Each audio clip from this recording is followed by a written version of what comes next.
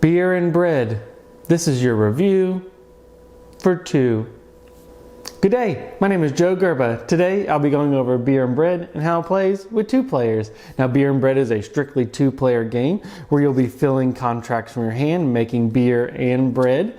Your score at the end will be the lowest of the 2, either beer or bread, and you'll compare that to the opponent, and whoever has the most points wins the game. So see a little bit more how to play. So in Beer and Bread, you're going to start off with 5 cards, and there's 2 different types of phases in this game. It's played over 6 rounds. In the first phase, you're going to play a card and then pass the remaining cards to your opponent, and they'll do the same to you. Now you'll be able to play these cards either for the top value and be able to harvest what's available. You'll be able to play for the middle value and fulfill the contract, either make the beer or make the bread, or you can play it for the bottom as an upgrade for your town and kind of clear some of the space on your board.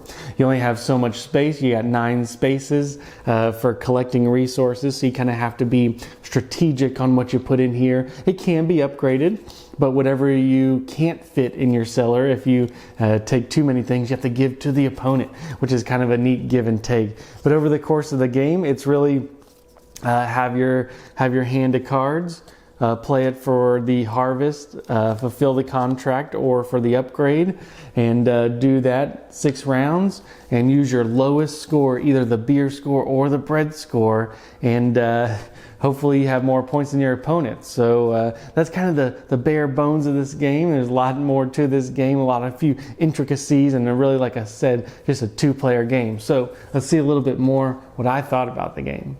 So let's talk about the components in this game. The components in this game are really nice. I like all these wooden tokens. You fill the river with the water tokens, cards. Not much to it, but the components are great. The rule book, fairly straightforward. And not quite as clear at all the times that it could be, but a decent rule book. Let's talk about setup. Setup's very easy to get to the table. You mash all the cards together. You can have beer and bread cards all mixed in. It really doesn't matter. So setup and the ease of getting this to the table is pretty straightforward. Now the table size itself definitely can be played on a 3x3. Very small footprint for this size game. So let's talk about the gameplay. Well, it's strictly a 2-player game, so I don't have to think about, expanding this or calling it the solo kind of game. It's a lot of fun. In the, every other phase is going to be a phase where you put a card down and play it and pass the other ones around, and, a little more fruitful phase, they call it. And in the more desolate phase, there's cards to exchange, but you use some of the same cards you used in the previous turn. And you don't pass during that turn. So you only pass your cards after you play every other turn. So there's a big dynamic between these different phases of game. What do you hand to your opponent? When you harvest a card and then play another harvest card on top of it, you get all the resources you've played.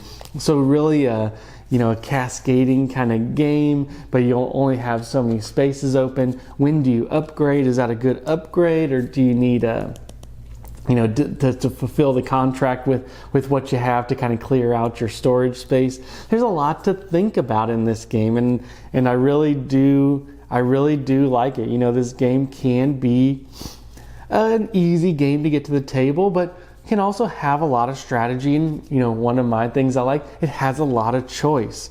I mean, if you think about it, your starting hand of cards, you can play for the top, middle, or the bottom, and you can kind of build upon that. Is this card good at the beginning of the game? Oh, but I want to use it for those are the only resources I have for that. Really a lot of choice in this game, and that's one of the big, I think, good parts about this game. So, but the gameplay flows pretty smoothly. You don't always know what you're going to get. End of rounds or end of game scoring, pretty powerful if you can kind of get around it and kind of boost whatever. Like I said, it's the lowest score of your beer score or bread score, so you want to kind of bring them up evenly. But these cards are pretty powerful upgrades. Just a well thought out game.